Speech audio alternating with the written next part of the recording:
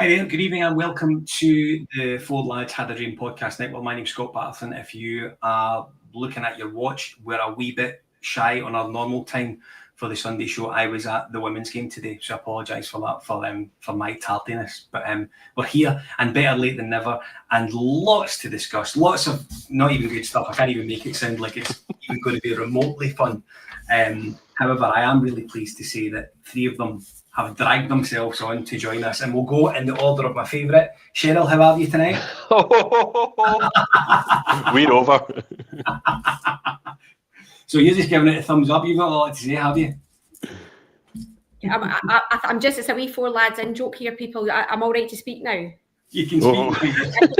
You're not getting Oasis on. Let's not discuss my favourite tune. No, I was there today. You may have seen Richie and Richie Jr. starring appearance just before the game, looking as miserable then as we did by the end of the game.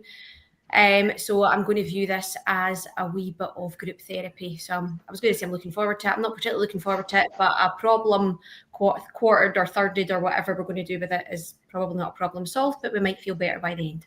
Yeah, absolutely. I completely agree with you. Dougie, how's it going? Welcome. I'm glad you're keeping me second and not Rob, by the way. Missed opportunity, Scott. Missed opportunity. I genuinely thought he was going to cut me last, but no, Scott, I'm all right. I mean, full disclosure, right? I very nearly didn't come on. I completely spat the dummy out and thought football is meant to be enjoyable. It's meant to be enjoyable to watch. As podcasters, we do this because we enjoy talking about the game. There is nothing enjoyable about watching Rangers right now or talking about it. So I spat the dummy out and then I thought, do you know what? What kind of a podcaster would I be if I didn't front up after the poor performances and to support my mate in his Sunday show debut? So I'm here. I've seen somebody saying they're looking forward to hearing my comments. I don't know how happy I'm going to be as we go through this. I think I'll be the grumpiest man in the world. But listen, that's what we're here for. We're here. Let's chat about the good times and the bad. Yeah. Well, there was also a comment there, Dougie, that said, get the full out. So I don't know if it's you they're talking about or Russell Martin or perhaps... I typed it. That is outrageous. Dougie, I bet you're glad you came on. Delighted. So, listen, you're absolutely right. I'm really, really pleased that we've got a sort of fourth member to add to the team. And Rob has, of course, done his Four Lads debut by now, but he is ultimately here to sort of help us out on a Sunday. Rob Fawcett, how are you? Aye, football round another good weekend, but I'm glad to be here. And as Sheryl says, looking forward to this group therapy session that we're about to have, so that we can go into the week refreshed. Yeah.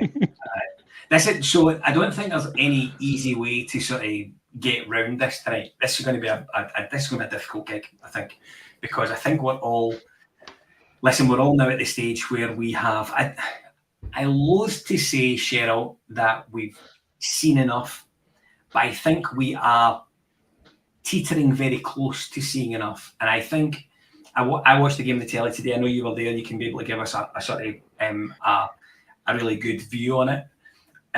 But Chris Boyd said something along the lines of, it's getting really, really, really close to the Bears being absolutely fed up, scunnered with this. And I think maybe to a degree that we've not seen for a long, long time, Rangers fans being as disgruntled as they seem to be getting near to just now. You were there. I mean, is that fair? Is that what you think? Am I in the right ballpark? Yeah, I think so, Scott. And I know usually the away crowd tend to be your diehards. There tends to be a better atmosphere at the away games. Everybody's up for it. The away crowd are maybe a wee bit more charitable in terms of getting behind the team as well. That wasn't there today. If I'm honest, I think it's my wee boy's third away game. Obviously, with the way the tickets are now, they're not as easy to get as they were 10, 15 years ago. So an away day is a really, really big thing for us. We were dead excited about it. But I need to be honest, I went into that probably like the bulk of the crowd expecting to see what we ended up seeing. Yeah. And I think a lot of people were like that. There's nothing, I agree with Chris Boyd, there's nothing that I can see that I can grip onto in terms of any kind of improvement, in terms of any sign that things are going to change. There's no bright spark. There's no bits of play today that you could think, right, well, okay, overall it wasn't great, but look at that kind of 10, 15 minutes there where things did tend to click and then we lost the plot. There was just no sign that anything was going to improve. In fact, I would go as far to say it's actually progressively looking worse every weekend instead of better. We had that one kind of good, hour against Pilsen where everything was great. I believe some idiot compared Joe Rothwell to Stephen Davis. We would say such a thing. But aside from that, there's serious regression. I know we'll come on and speak about him a wee bit later. You look at Joe Rothwell, just dire, really, really poor. And just before I move on, I almost feel that I'm going to scroll down and find it, but this comment of outrunning and outfighting opponents is very, very quickly becoming Russell Martin's judge us in October. Yeah. Thing that's always going to be thrown at him because there's just nothing St Mirren, as they were at the end of last season, absolutely no fear. They were far more aggressive. I was right behind the goals. They just looked like they were far more organised. They were far more likely to score. Awful. See, that's the thing, Sheryl, right? So see the quote that you're referring to? I was actually just going onto the Rangers website and finding the Russell Martin announcement comms. And there's some messages in here. So like Kevin Thelwell said, his teams play dominant football. They control the ball, dictate the tempo and impose themselves physically. They press aggressively and work relentlessly off the ball. These are all characteristics that we believe are required to be successful home, away and abroad. There was a comment from Russell Martin as well. There's a lot to be done, but the goal is clear. Win matches and trophies. The issue that I've got right now, and I said it on the last Sunday show that we had together, is Russell Martin is brilliant at talking the talk. He says all the right things. Kevin Thelwell saying all the right things. The bit for me is it needs to translate onto the pitch. And right now, everything that we've been told, we are not seeing with our eyes.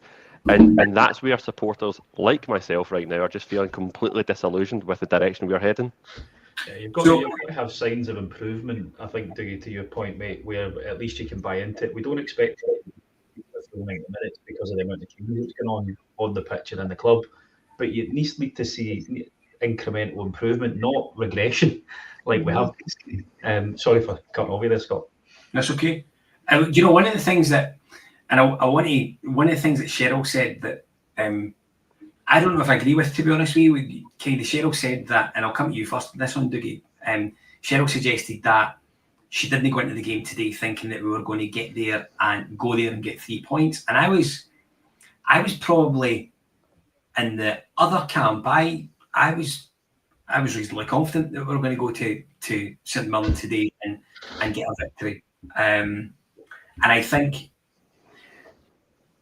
that way after it starts and you're looking to see patterns of play, you're looking to see various different wee bits of the jigsaw coming together, and I feel we've said that for a couple of weeks now. I feel we spoke about a jigsaw for 3 or 4 weeks about trying to put it together and bringing in guys to play here and bringing in guys to play there. And the more and more we continue to do that, it just continues to look that little bit more disjointed.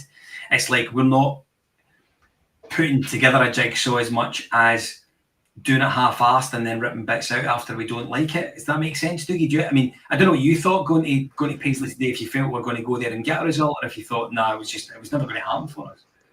Do you know, I feel really pessimistic at the moment, Scott. For years, I've sat beside my dad and slagged him for being negative.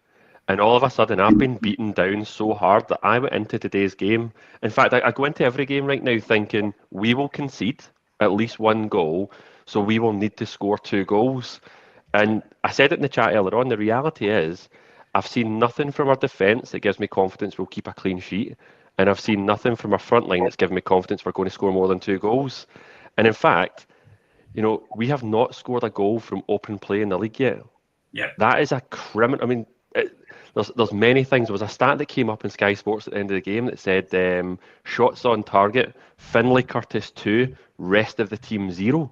Yeah, that's how bad we are at the moment. I just feel so depressed at the moment. And do you know the worry that I've got, Scott, is you go into Bruges on Wednesday, and then our 3 league games coming up are Celtic, Hibs and Hearts. Yeah. And you look at the first 3 league games of Motherwell, Dundee and then today at St Mirren. The front 3 are the ones that, when the draw was made, I thought, do you know what, that's a fairly decent start to the campaign. After walking away with What is the worst manager in Rangers history on record?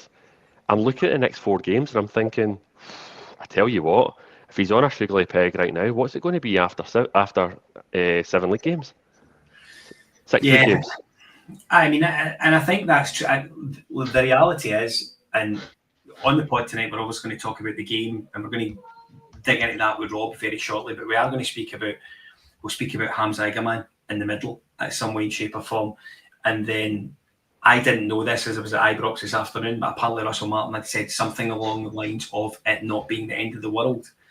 And I'll come back to that as well. But my gut reaction is, if he has said that to the press in whatever shape or form and however he's meant it, it would suggest to me that there's a learning moment from 8 years ago when he was at the club. If he doesn't understand that today wasn't necessarily in the world, but it sure as hell wasn't good enough, and not even close to a level of good enough that we as supporters expect.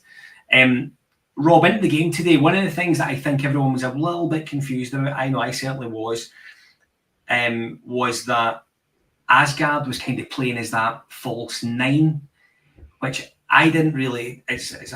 Russell clearly plays a bit of Football Manager at home, because that's really the first. I've never heard that term before until Football Manager came out and people are starting to use it because it's cool.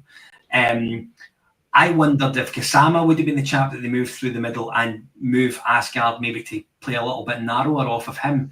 I just found it quite strange having him through as the middle number 9, if you like, and he clearly wasn't comfortable in the role.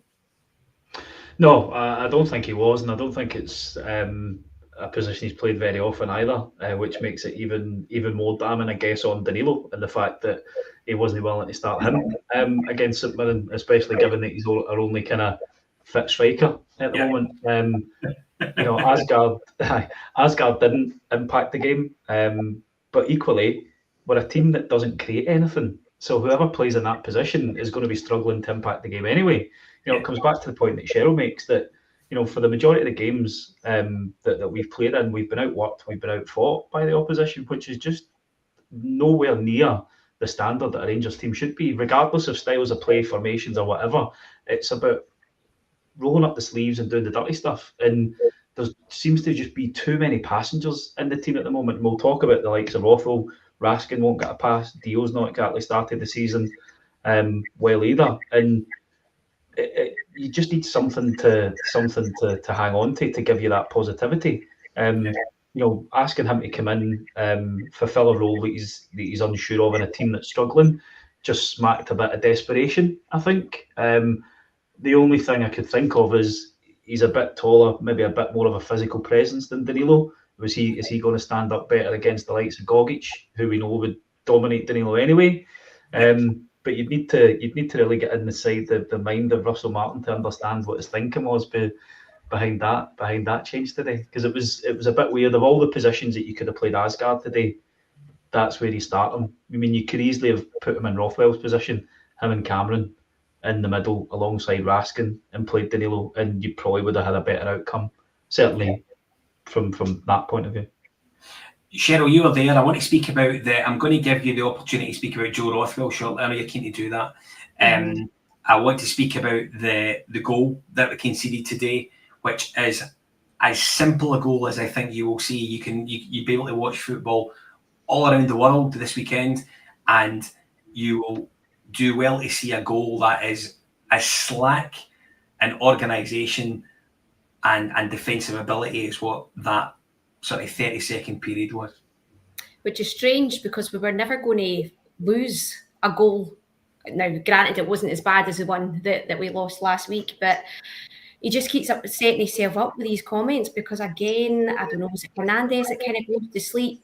They give away the ball on the edge of the box. It's a short pass, a long ball, and then you're watching Suter. He's never really going to be able to make it back and make a tackle.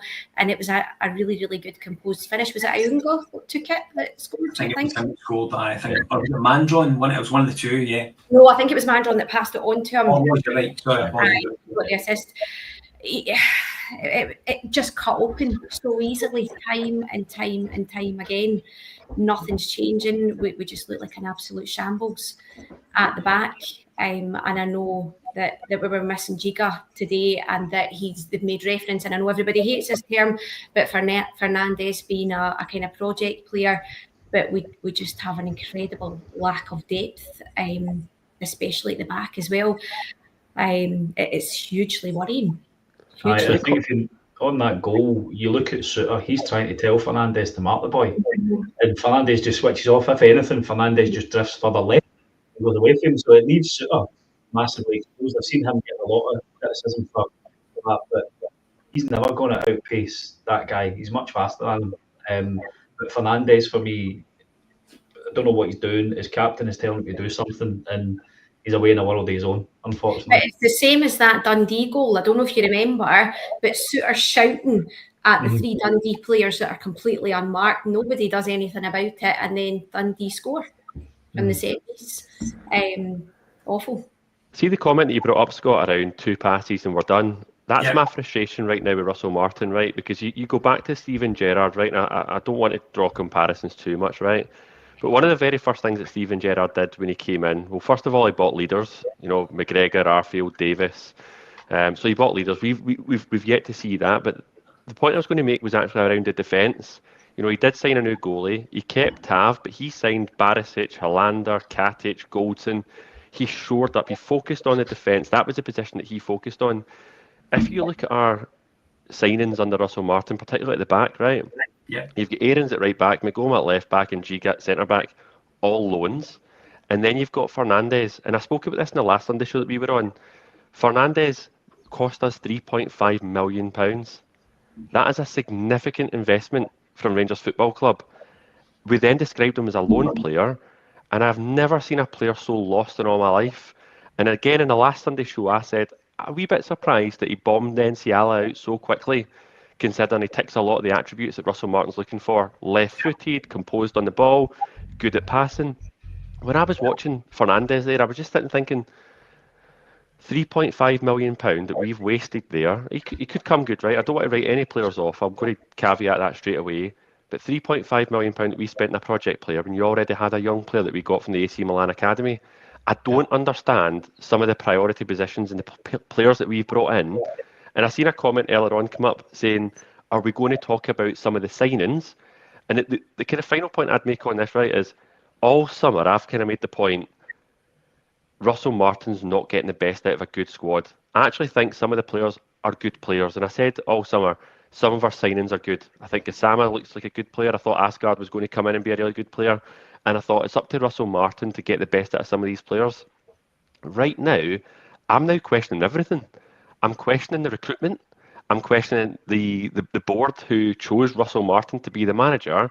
And see, when you start questioning absolutely everything from top to bottom of the club, that's when it starts to get even more toxic than just picking on the manager, because you start then picking holes of everything from top to bottom of the club. Yeah, I mean, the ability to pick holes is something we as the Rangers support do, I think, really, really well. And listen, that's okay. It's I mean, that's the way it is. We've done it with managers for as long as they've been around. We've always sort of picked holes at the way things are going, good or bad. If things are good, we'll soon find something to sort of be disappointed about.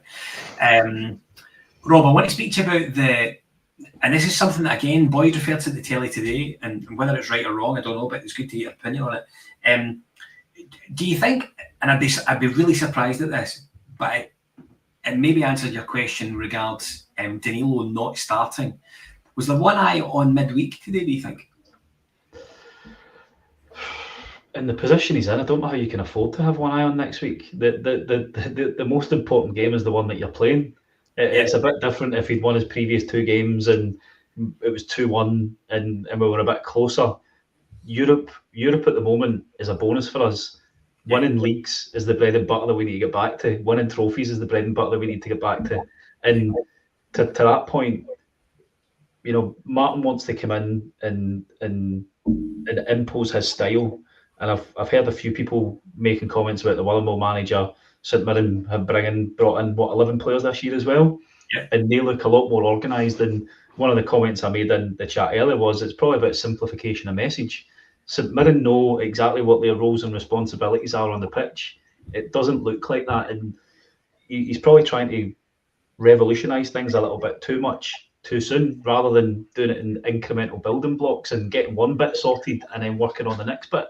And unless he's willing to change, it's not going to get any better. It's not all of a sudden just going to click and we're going to become a magical football team that's going to score 4 or 5 goals at a time. I wasn't a fan of him to begin with. I wanted to give him a chance, but even for people like me who are willing to give him a chance in time, it's now getting to the point where you cannot see any form of positivity on the pitch between the players and the fan base to be able to hang your hat on. And as soon as that happens, one or two things happen. You're revolutionising the fan base, and you start to get really, really angry, or the manager has to go. I don't know. It's a really difficult situation to be in just now. So for us, we can't be looking ahead to games. We just need to take care of the one that's in front of us at this moment in time. And if that is what he was doing and having an eye on Wednesday, then he's a bigger fool than I think most of us think. But do you know what? Just to pick up on what you said, Rob, this time last year, Scotty and Dougie and I said exactly the same thing about being under Clement. We were now in that position that we hadn't been in for quite a while, where you could not look any further ahead because you just had to deal with the game that was in front of you. So to be back there, however, what I did do is have a look at my calendar, and this time last year we beat Ross County 6-0. Good time. Let alone 6-0. Do you know? I never know. We might play Ross County next year. Oh God. So one of the things that has really sort of scurred me on it a little bit, and I said this in the Four Lads chat last week, and I think Sheryl, you've brought it up kind of already, was that I don't want to say I'm fed up hearing him talk about players that will run for each other or run for him, because what I want my Rangers manager to be. I want him to be honest. I want him to be quite blunt as he possibly can be. And I think there was moments today post match when I listened to Russell Martin, I felt he was quite blunt. I think he was blunt about a few of the players. But I don't want to hear him saying, I want my players to run for each other. I want them to run fast. I want them to run quick. I want them to run hard. I just want my players to be desperate to win, whether they're playing St Mirren, whether they're playing Bruges, whether they're playing Alloa. I want them to want to win. I think that's the reason we all go back and forward to watch our team. I think that's the reason we give them their season ticket money every season, because we want the players that are picked and we want them to win. I don't need them to want to run about. Do you know what I mean? The criticality of them developing that attitude of second not being good enough has to be at the forefront of their mind at all times, regardless of who they're playing.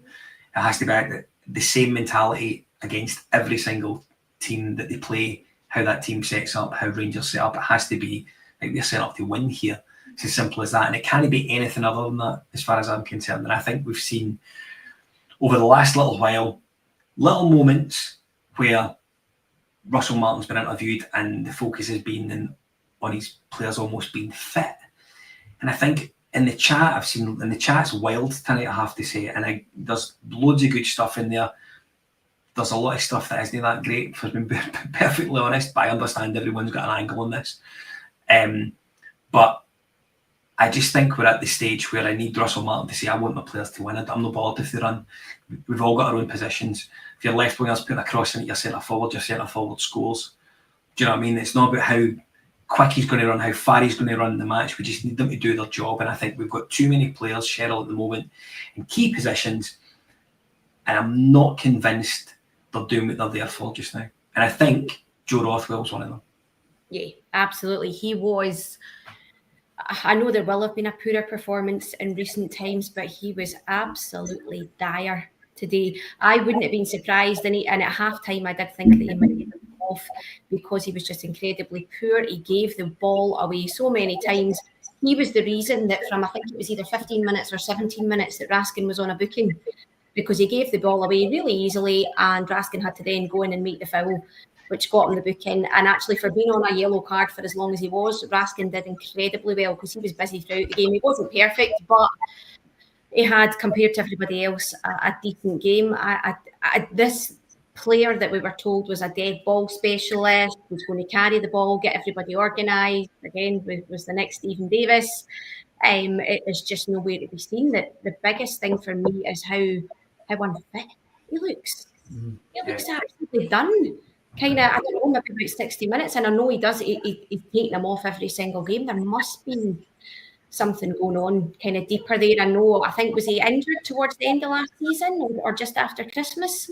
Yeah, he had a calf injury. I think I was looking that up actually before we came on. But we did, and it's frustrating as well because you look at and listen to some of the stuff that had come out about Rothwell, especially if I think it was one of the guys that worked for the Yorkshire Post or something that had covered Leeds last year. Wasn't a fan of him coming in, but said he was one of the most instrumental players for them in that promotion push last year. But he's been, apart from glimpses of it, as you say, he's been mince. And it's the fitness bit. You know, the fact that he looks like he's blown out his backside 15, 20 minutes into a game. Where I was before, sorry, Dougie, where I was, or where I was maybe a few weeks ago, was that things weren't great, but if you wanted to highlight a few players that weren't performing, Suter's been really, really poor. He was really easily bullied off the ball again today. Diomande hasn't started well at all.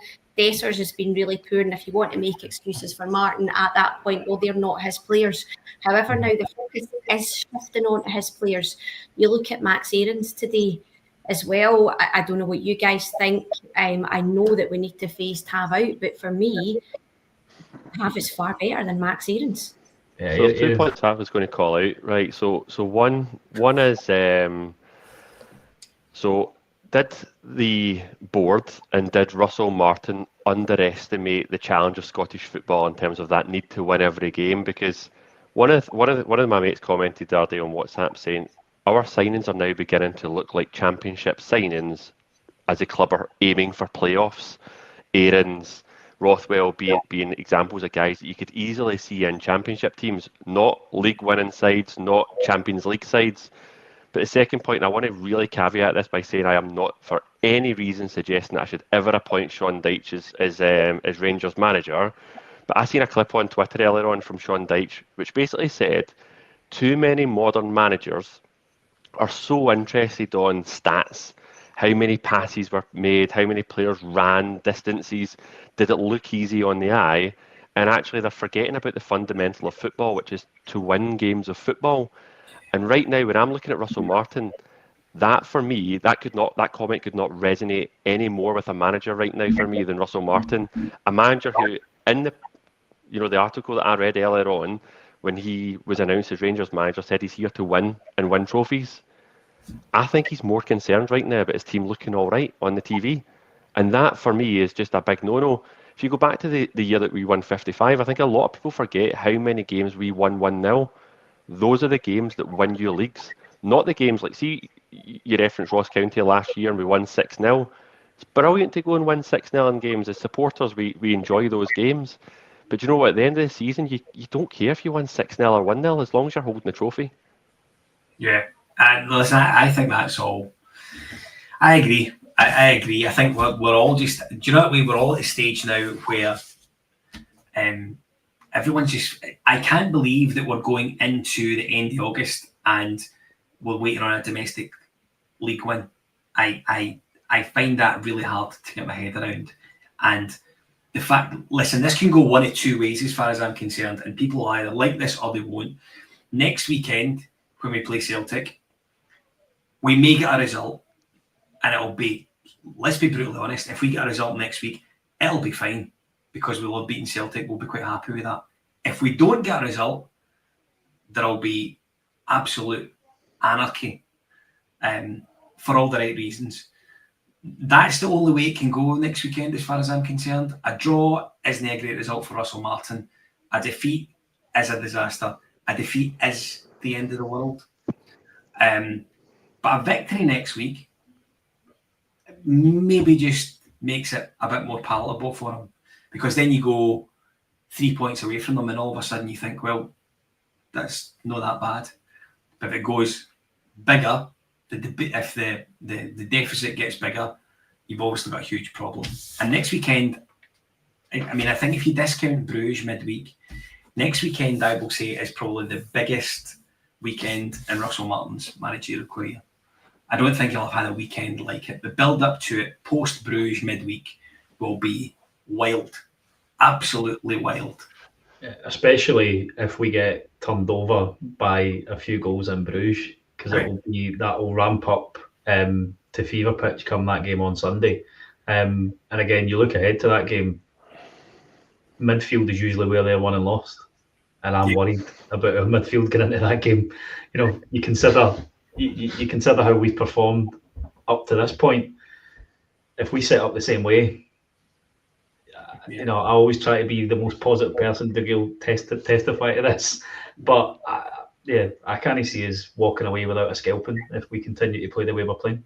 Mentality is another factor though, Scott. So yes, the midfield, right, but mentality. I've just seen someone comment about Max Aarons. Max Aarons midweek was talking about the pressure at Ibrox. The pressure will be unbearable at Ibrox against Celtic if we come out of the Champions League after a heavy defeat over in Bruges. This will be a huge test for some of these guys like Max Aarons, like Joe Rothwell, who, let's be honest, they've earned bigger wages than what Rangers could pay by playing down in English Premiership and even the Championship, right? But they'll not face a bigger test of their mentality than next weekend. They're going to have to step up and show that they're capable of playing for this football club. Yeah, I take issue to that bit with the pressure, Dougie, because the Rangers Review headline was a little bit misleading around what Aarons actually said in that interview. He was talking about the pressure they heaped on themselves for shipping the 3 goals in the first half. He wasn't talking about the pressure for the stands, even though that does stand. There's still a huge expectation at Rangers to win games of football. And I think sometimes we get carried away a bit too much by just reading a headline without actually understanding what was said. Still doesn't mean that he's good enough. Because I was really surprised that he stayed on the pitch and Magoma was taken off, because him and Gassama have built up a really good relationship on that left-hand side. And it was almost as if, you know, we need to chase the game and get back in, and so let's take off the best chance we've got of a good partnership and completely change things up. Can I ask you a question then, guys? Right, so here's something that I was thinking watching the game, right? When we are playing Russell Martin's style of football that he identifies as his style, right? That's when we don't look very good, right? See, at that point though, Rob, when we started to do different things and gave players a wee bit more creative freedom to go and express themselves in the pitch, every single game that we have done that's when we look our best. And is that not a concern? Because that's when the players are taking a wee bit more accountability and they're not following the manager's tactics. So does that not highlight a huge red flag about the manager's system? So I think it does, but it also then leaves me really frustrated at the players that they're not willing to do that until they get into a position where they've chucked a lead away, or they've gone behind in the game. But go back to Motherwell though, Rob, because Motherwell, right? Raskin and Tav, you could argue, took things into their own hands and reverted to type. They didn't follow the system the manager was asking, and he publicly shamed them. And that's another point we've not really covered around the Eagleman point, right? Is this manager has a bit of a habit right now of throwing players under the bus, and that doesn't go down very well in a dressing room. And when he wants players to, you know, give 100%, fight for each other, fight for him, I don't know how you can expect that when he's throwing players publicly under the bus. But they've done it to loads of managers, Dougie. It's not just him. Correct. No, I know that. Ferguson said exactly the same thing. I'm sure there was probably issues with Clement as well. Some of them are on their 4th manager that they've seen off. So yes, and actually the only thing is, I would argue, and again that Pilsen game was clearly an anomaly, but actually the response we got to that from those comments after Motherwell were pretty positive. Unfortunately, only lasted for 1 hour. However, it was a wee bit. It was our best hour I've had this season. That's the one game I missed. Maybe you're the problem then, Dougie. Oh, I sat there. See if Stevie wants to pay me to go on more holidays. I'll happily go on holiday and watch my phone if we win. So listen, centre parts for a week. You made a really good point there, Dougie, about mentality, etc. And it probably does take some quite nicely on Iggy, so I'll be brutally honest with you, right? I've just clocked. I've not said to look at our sponsors. Sheryl, remember me to do that before. I personally think Hamza Iggy spent the best part of the summer trying to get a move away from Rangers. I don't know if he's done it. His agents have worked on his behalf, and it's evidently not happened for a variety of different reasons. For a player to refuse to come on, I think is quite damning on his professionalism, I think, in the first instance. It absolutely shows a real lack of respect that he has for his manager and his colleagues, i.e. his fellow players. And I think, I assume it was Boyd who said it on the television today, but they should be driving him to the airport tomorrow morning, because it is absolutely unforgivable behaviour for a guy who we've brought in, who has had no career to know of, and he's treated the support, the club, his manager, regardless of what you think he's manager, by the way. I think it's a complete moot point. If he had said it to Walter Smith, if he had said it to Alex McLeish, if he had said it to Graham Sounessy, if he had said it to Barry Ferguson, we would have been up in arms about this. So we can't be. He said it to Russell Martin. Russell Martin will not be a fan of the now. So it's unprofessionalism in the extreme. And if the option is for him to disappear at some point this week, I really hope it happens, Dougie. So I've got some sympathies here for the manager and the club, right? Because the only bid we've had for Iggy is a loan bid from Lille. So they've tapped our player up all summer, because apparently that's just allowed now, right? Because you can negotiate with the player before you agree anything with the club. They have turned our player's head, which, right, we do that. So you can't then have double standards. It's turned his head. He clearly wants to move on, but the club are quite right for wanting the right fee before we sell one of our top assets, right? Yeah. The sympathy that I've got then for Russell Martin is Russell Martin's got Danilo available today, Iggy and Dessers. Dessers might still have his knock, right? This is turning into one of these 7 to 10 days scenario right now with Dessers. Yeah. But these are two guys that have been rumoured to leave the club all summer, right? Russell Martin will not be able to sign a centre forward whilst he's got 3 on the books. So I sympathise from that regard, because he's having to play Asgard, because he's looking at it thinking, Danilo, you've not been good enough. He's got Iggy and Dessers who are half in, half out. The best thing that could happen to the manager right now is for the window to shut, so that he can then say, right, you are my players, you are going nowhere, let's deal with it. But the final point I'd make on Iggy, right, is this will be a test of leadership. Now, I do not condone violence, right? But could you imagine Iggy in a previous squad with guys like Barry Ferguson playing, refusing to come on, Rangers dropping points, and then walking into the dressing room afterwards, and him leaving without a black eye? Because see, if we had real leaders in that dressing room, somebody would be just grabbing him by the throat right now. I think, Sorry, guest. I'm really sorry, Scott. Just to pick up on what you said there, Dougie, I put something in our group chat after the game on Wednesday, and it was Billy Dodds who was on Sports Sound on the way home, and they had asked him a wee bit last season around the leaders in the dressing room, and his comment was really interesting in terms of something I'll paraphrase. Well, you know, Jack would say a wee bit, and then Tav would come in, and he would maybe say a wee bit as well. Yeah. That's what we've got as leaders. We lack leadership, and I've said it since day one. It's all very well signing young players who have got ability, they've got potential. You need to complement that with experience, and with guys that have got winning experience as well. And arguably, Rothwell is the only player that's got any level of experience, and his experience has predominantly been in English Championship. And it's what worried me about when we started looking at Mendy as a centre-back, because I thought our profile that we were trying to get was Connor Cody, somebody who was a bit more kind of experienced, very vocal, and then we went from missing out on Cody, seemingly, to being linked with a 20-year-old. And I was scratching my head on, what is our transfer strategy? Have we completely lost it? Because we need to get an experience, and I can't remember when it was, but Russell Martin has referenced again, he needs to get a few more experienced heads in. That much is evident. We need to get some more guys in who are more vocal on the pitch. Yeah. And when you were up, I was just going to say again, age thing doesn't need to come into it from an experience standpoint either. Sometimes, you could still be fairly young at 23, 24. It is about taking that role on and being vocal with your teammates. We've seen it a little bit for Askin on the pitch sometimes when he didn't have the armband last season. He was the one that was up in the referee's face, shouting at his teammates. You just need somebody to hold each other to account on the football pitch. And like you say, we've got nobody in that team at the moment that seems willing or able to do that. And you think of the teams of our successful teams yesterday, we had 11 captains on the pitch.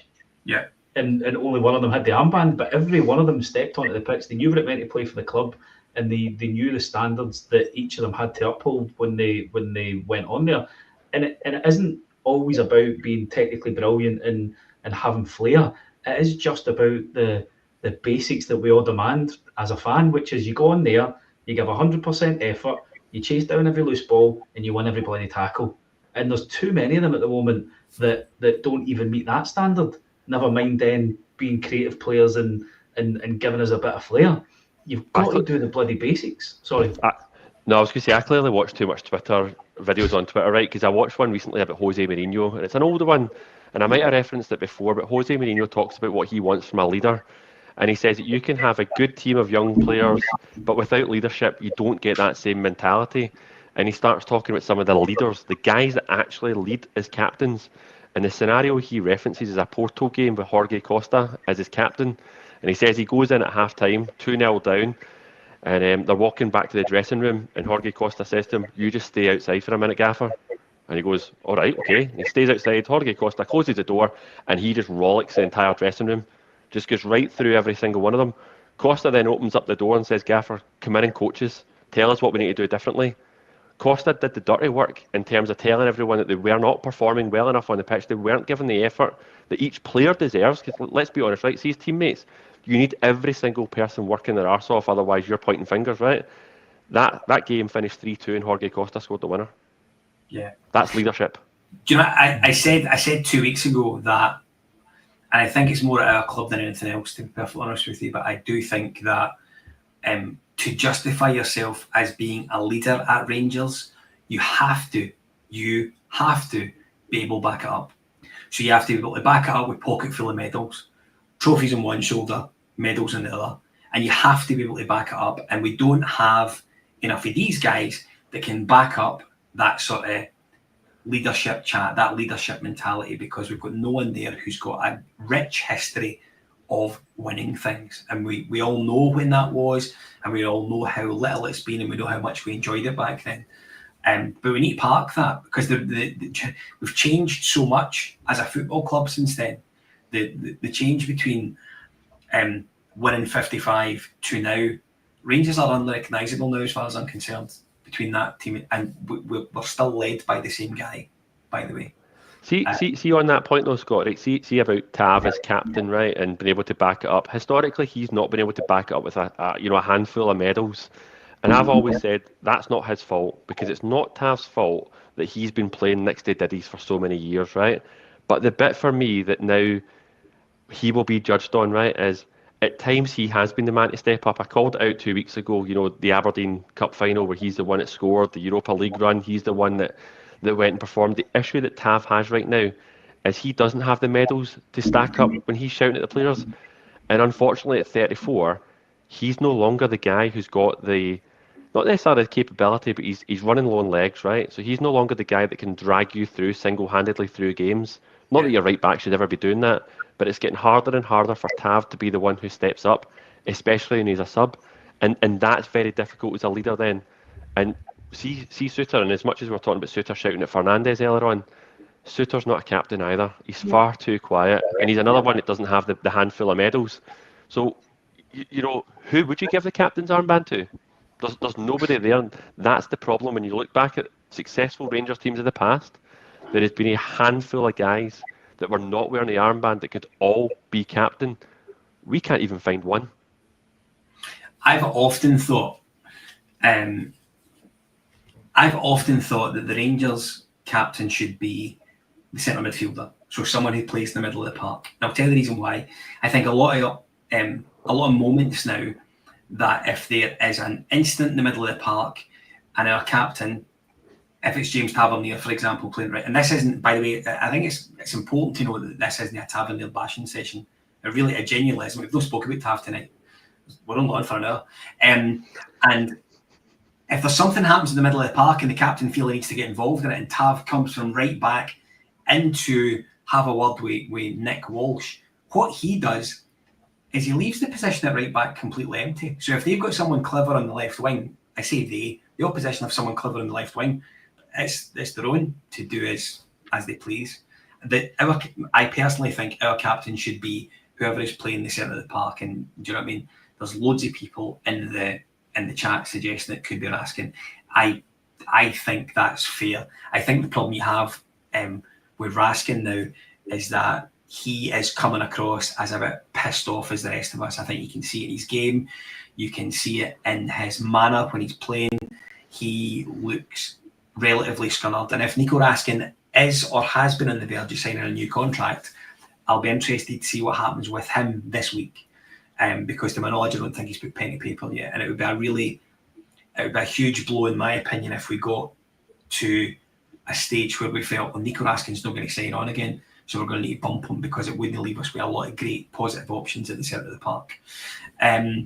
Rob, what do you want to come to you now? And this, I never seen this, but I've only heard about it as the days passed on. I do not understand for the life of me, and I don't know if I'm quoting Russell Martin verbatim. I genuinely don't, to say I've not seen it, but I don't understand why our manager would say, after starting the season with 3-1 each draws and looking ahead to the first Old Firm game of the season when he's obviously under pressure, and he would say that the result today was not the end of the world.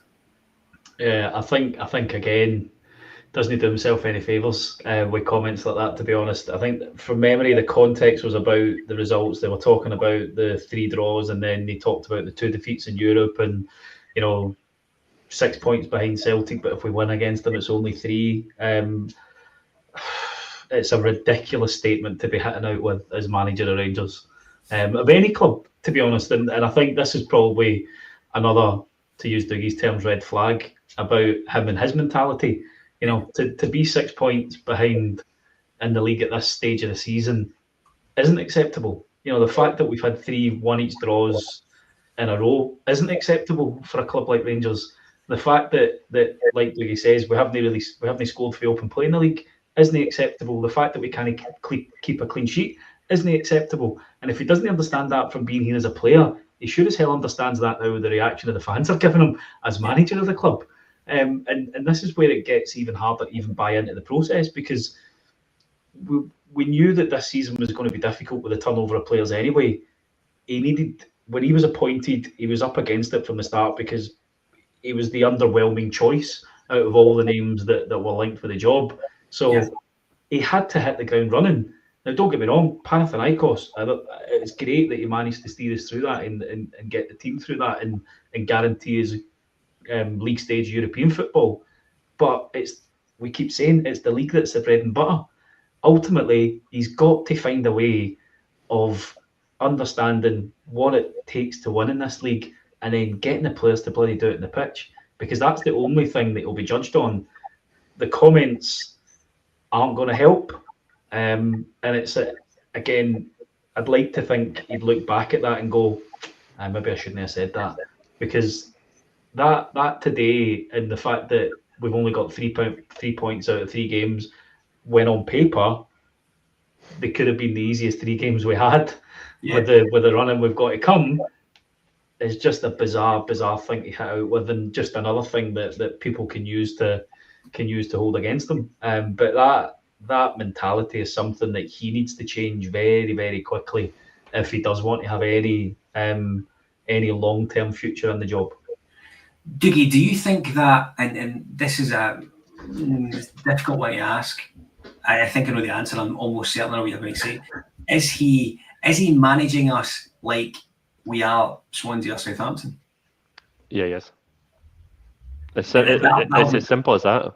Yeah. He's not used to, and Sheryl referenced it when we spoke 2 weeks ago. Russell Martin has played for Rangers. He knew he was coming here, so he knew what he was getting himself into. I don't understand how this is a surprise to him. He is managing as like a championship club where points are won and lost in the English Championship as they are in English Premiership. You don't have to win every single game in these leagues to be at the top. And he's not used to winning leagues, right? So he doesn't understand that you have to just grind things out every single game to get the victory, get the 3 points on the board. Brendan Rodgers gets that. Celtic get that. What was their first game? It was a 1-0, wasn't it? It was a fairly late goal that they scored, I'm sure. Yep. That, for me, is what wins trophies. And right now, Russell Martin's not getting that. And this is where the debate comes right now, right? And it's the big question.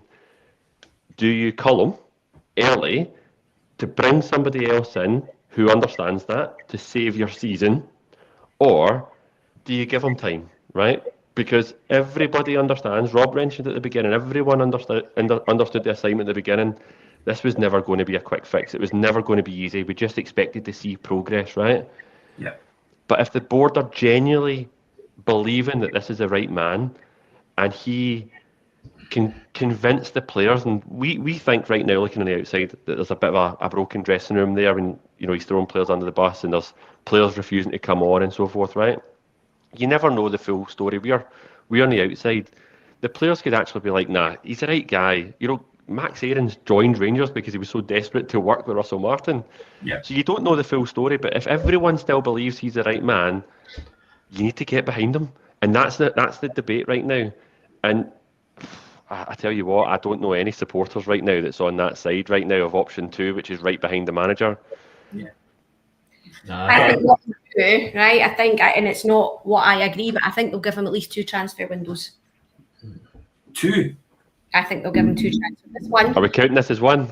I think this is one, Yes. and they'll give him at least Christmas as well, because they know that there's a lot that needs cleared out, that it's not going to be possible to do within one transfer window. So I believe that he will get at least 2 transfer windows, so that they can say that he's had that time, he's had that investment, they've backed him, and nothing's changed. And rightly or wrongly, and I know we'll probably continue to discuss it across the season, I don't think they're going to remove him. They will eventually. It's not that he won't be sacked, but I don't think they'll be doing it anytime soon. I just about horsed my water all over my laptop there, Sheryl, for goodness sake.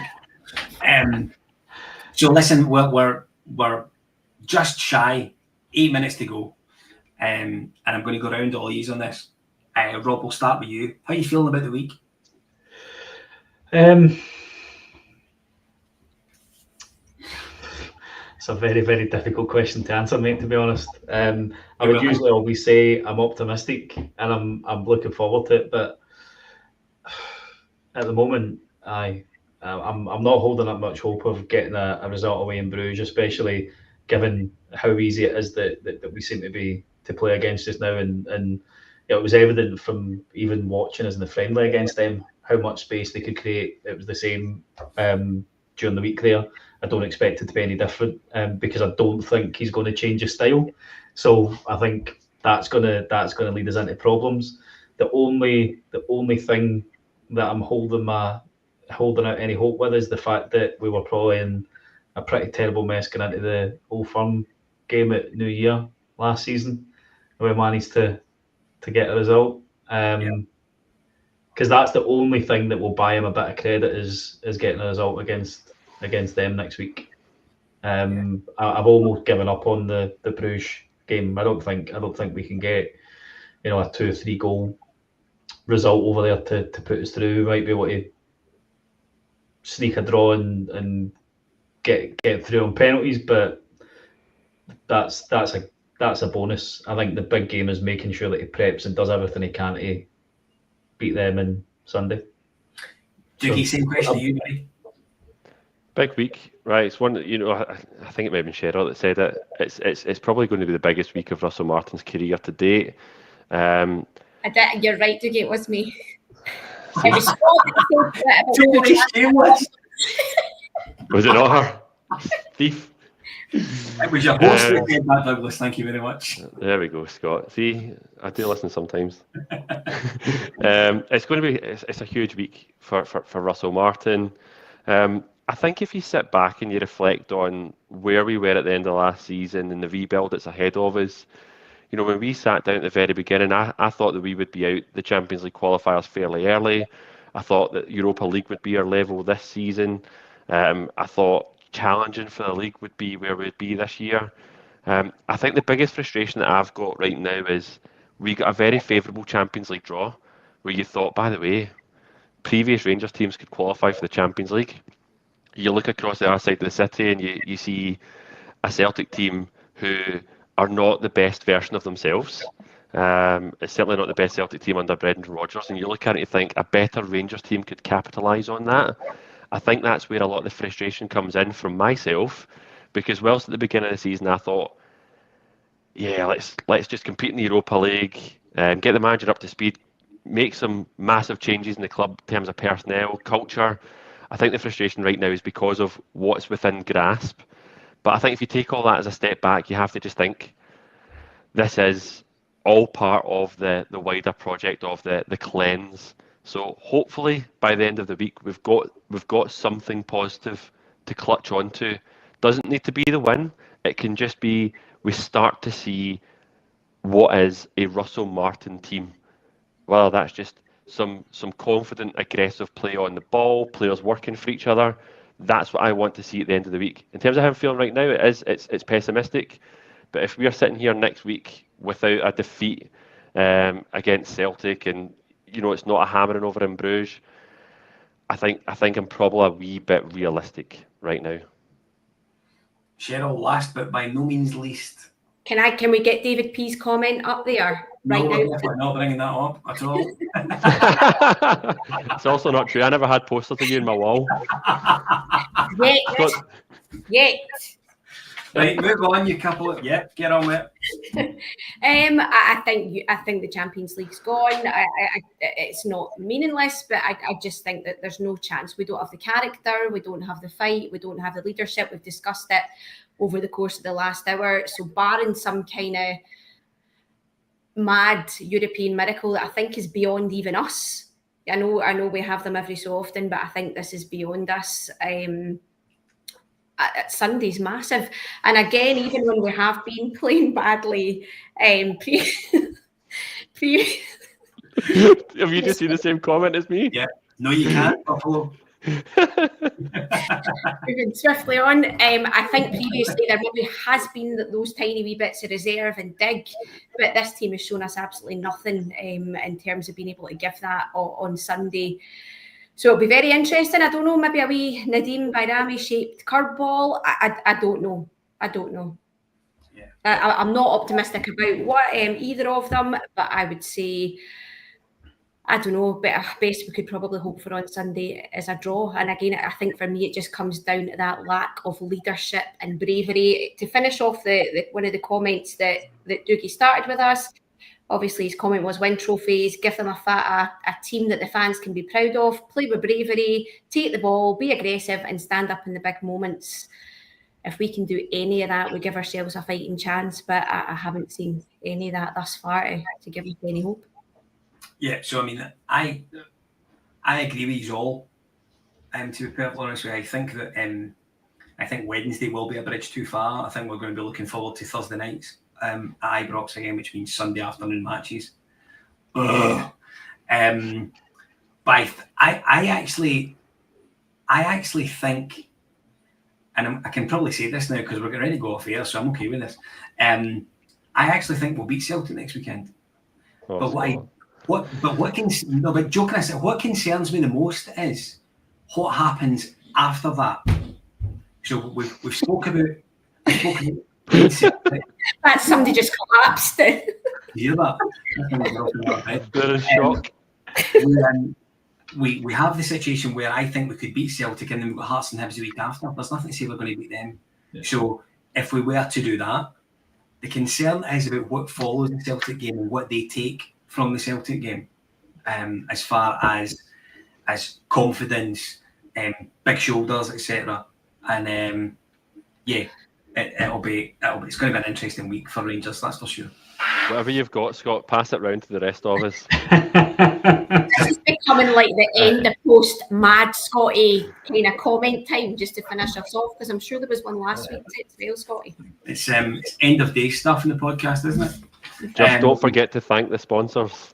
I'm just going to do it right now. Douglas, thank you very much. Sheryl never reminded me. Typical. Scandalous. I told you I was a favourite. My posters and how I'm going to distribute them. And... I'm going first in 2 Full weeks. lads calendar. A full lads calendar. So we should say goodness me, what a show it is. We should say thank you to our Sunday show sponsors, iSport Media, who are looking after us all season. We're really grateful for them for doing that. Also a big hi to the Four Lads sponsors generally for the course of the season: Black Rooster Art of Gold, CSD Air Conditioning, Clyde View Junior Joinery, goodness me, and Athol Industrial Solutions. So put me off there. And yeah, I've enjoyed this tonight. Sheryl, thanks for coming on. Do you know what? I'm almost crying with laughter here. So if nothing else, we've amused each other. We've probably amused a few others as well, and it has helped. Yes, indeed. Dougie, thank you to you, my friend. Thanks, Scott. Some of the comments tonight have absolutely cracked me up. I think everyone wants this Four Lads calendar, by the way. So, Stevie, get on it. Scott naked in a field surrounded. No. Wait, no. Nobody wants anyone else but Sheryl, apparently. Oh, no. Who's David P? Wait a minute. By bunnies. Rob, it's not like this all the time, I must be honest. It's sometimes worse. Listen, I'm really glad we've added you to the team, so thanks for coming on, Wilbur. That was brilliant. I appreciate the therapy session. Hopefully it's the last one we need to do for a while, and next time we're on we can speak about something positive. Absolutely right. Listen, we should say, joking aside, north of 7,500 people watching us tonight, which is poor buggers. And we're grateful for that. And I think about 5,500 of them were Celtic fans, certainly. But however, we're grateful for everyone looking in, and we're glad for their time, etc. I would say, if you're not following us or subscribing to us or liking or comment, I suggest you do that. You're not doing it right if you're not. So please make sure you're doing that, and we can get up to 10,000 subbies before the end of this year, which would be really, really cool. We are back in 2 weeks' time, and the guys are back for the flagship on Monday night tomorrow. So check them out. I think they're 7 o'clock, 8 o'clock. Make sure you check them out, and we will see you in 2 weeks. Bye for now.